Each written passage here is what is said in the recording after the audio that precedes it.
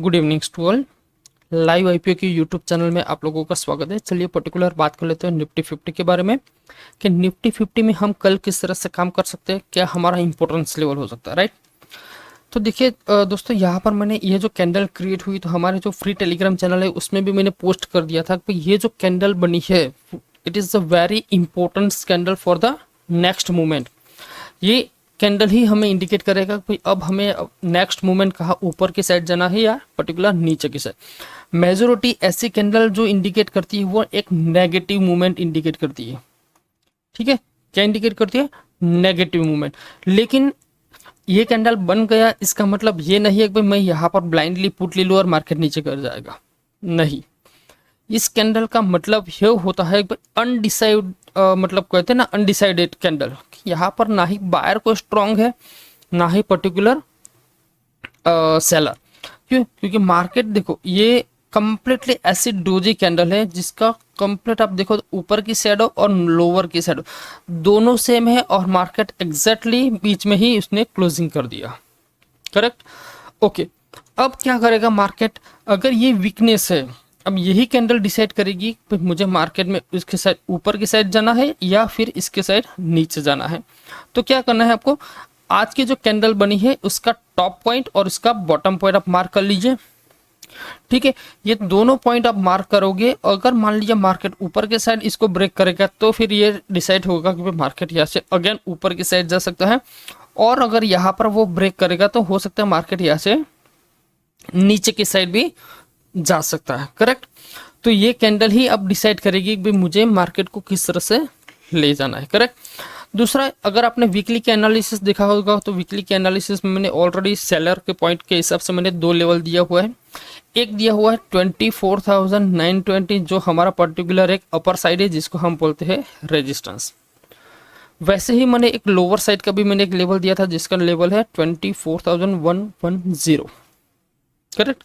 तो जो लोग सेलिंग के हिसाब से जो लोग सोचते हैं तो उनके लिए यहाँ पर क्या होगा 24,900 का कॉल ऑप्शन और यहाँ पर 24,100 का पुट ऑप्शन आप यहाँ पर सेल कर सकते हो। जहाँ पर जो लोगों ने सेल किया होगा उनको ऑलरेडी अभी भी बहुत अच्छा प्रॉफिट होगा, आगे भी हो सकता है आपको दोनों साइड आपको बहुत अच्छा प्रॉफिट मिल सकता है। ठीक है, ओके। अब चलिए बात कर लेते हैं 5 मिनट के टाइम फ्रेम पर कि कल हमें इसमें किस तरह से ट्रेड करना चाहिए, राइट। तो देखिए यहाँ पर आप देखिए तो पर्टिकुलर मैंने एक ट्रेंड लाइन आपको यहाँ पर मैंने ड्रॉ कर दिया था, शायद यहाँ पर है नहीं, मैं वापस से उसको ड्रॉ कर लेता हूँ। यहाँ से लेके ये पॉइंट। अब देखिए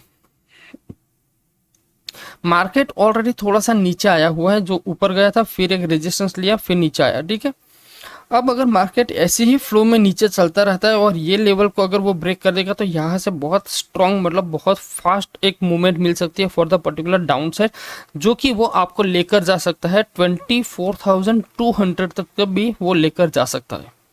करेक्ट, ओके। दूसरा पॉइंट है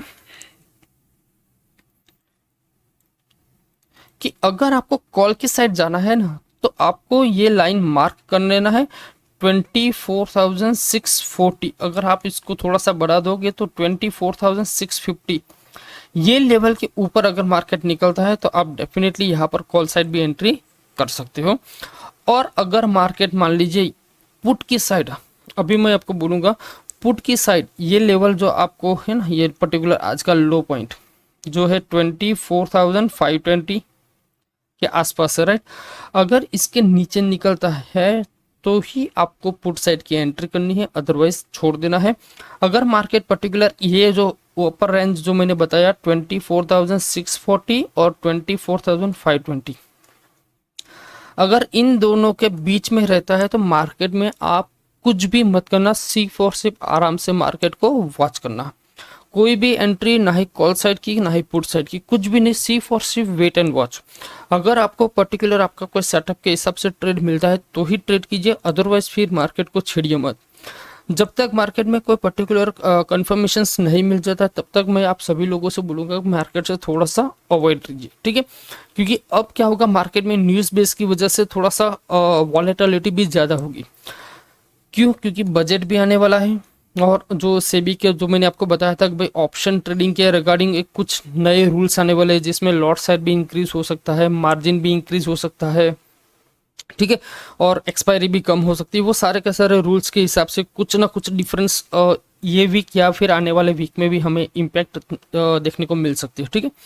तो इसी के लिए मैं आप सभी लोगों से कहूँगा कि हो सके इतना छोटी सी क्वांटिटी में ट्रेड करना, बहुत ज़्यादा क्वांटिटी मत ट्रेड करना।